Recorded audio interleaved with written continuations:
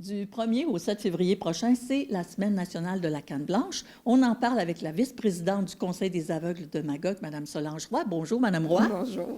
Alors, évidemment, on va parler un petit peu de cette semaine-là, mais surtout, on aimerait parler un peu des enjeux, parce que une perte de vision, parce que ça arrive des fois que les gens ont déjà, disons, sont déjà aveugles à la naissance, mais la plupart des gens qui font partie du Conseil sont des gens qui ont peut-être perdu la vue.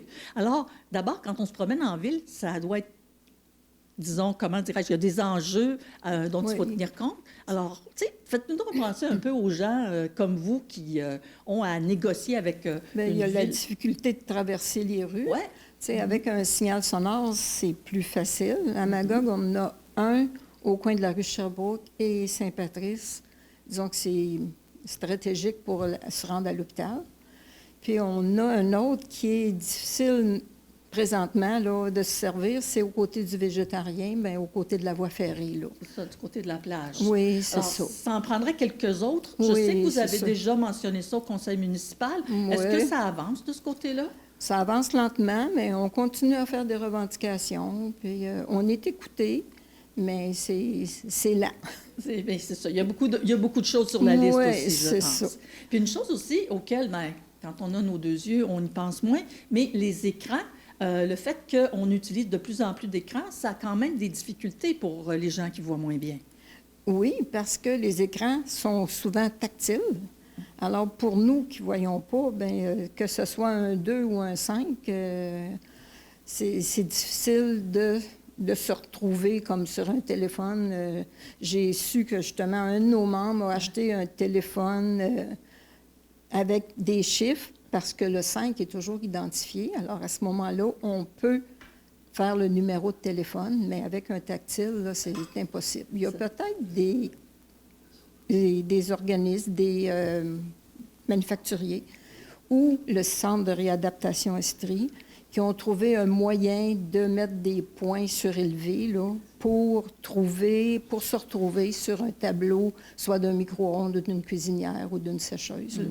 Oui, c'est ça, parce que, tu sais, les cuisinières aussi sont de plus en Oui. plus équipées. Les micro-ondes, c'est aussi le même cas. Exactement, oui. Alors, mais je pense que de ce côté-là, il y a quand même du travail de sensibilisation auprès des manufacturiers qui se fait. Oui, le regroupement des aveugles et amblyopes du Québec, qui chapeaute le programme, nous font des pressions auprès des compagnies qui font des appareils ménagers pour essayer de changer ça, là, parce que c'est difficile. Ou peut-être d'adapter, ou peut-être juste de mettre un autocollant avec peut-être les chiffres en braille, parce que ça pourrait déjà être quelque chose. Ça pourrait déjà améliorer, là.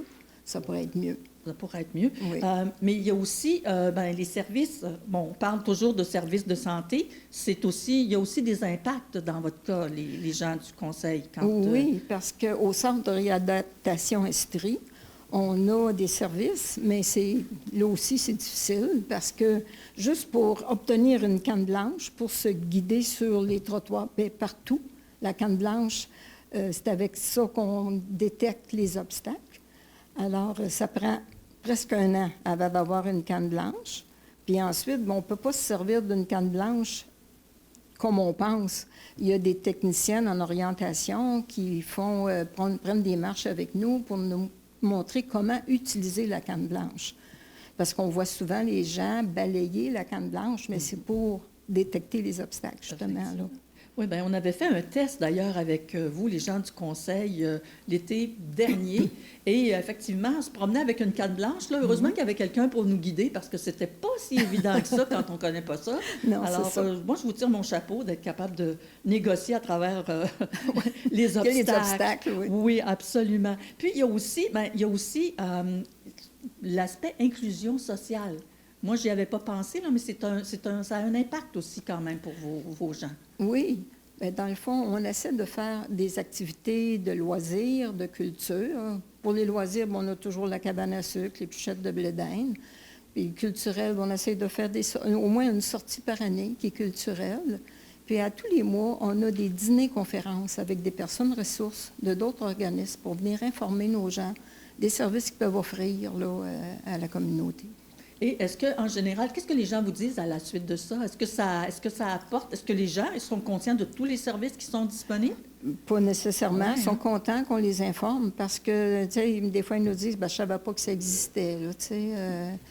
Comme juste le transport adapté, c'est un aide pour les personnes qui sont seules et qui ont besoin de se déplacer. Oui, mais ça reste quand même un gros impact. Oui. On est en 2026, alors qu'est-ce que c'est votre projet pour 2026? Pour 2026, on pense à changer le nom du Conseil des aveugles parce que le mot aveugle, ça bloque beaucoup de gens. Ils pensent que c'est juste les personnes qui ne voient pas du tout. Alors, on veut englober toutes les personnes qui ont des problèmes visuels, là. Alors, on est à l'étude d'un nouveau nom pour notre organisme. D'accord. Alors, ça, évidemment, vous êtes la région de Manfred-Magog, Oui. mais je suppose que ça se discute pareil à la grandeur du Québec, ça, des conseils des aveugles. C'est une décision qui serait pour tout le monde de Dans le changer fond, de nom? Non, le nom est juste pour notre organisme à Magog. D'accord. Parce qu'à Sherbrooke, il y a une association OK. qui pour les aveugles aussi, mais c'est l'Association des personnes handicapées visuelles de l'Estrie. Eux autres, ils couvrent l'Estrie. Mais nous autres, on couvre juste la MRC de Manfred-Magog. Alors, ça sera un nom juste pour nous autres. D'accord. Vous viendrez nous en parler. Merci Sûrement. beaucoup, Mme Ça me fait Solange Roy. plaisir. Merci, puis bonne semaine de la Canne Blanche. Merci.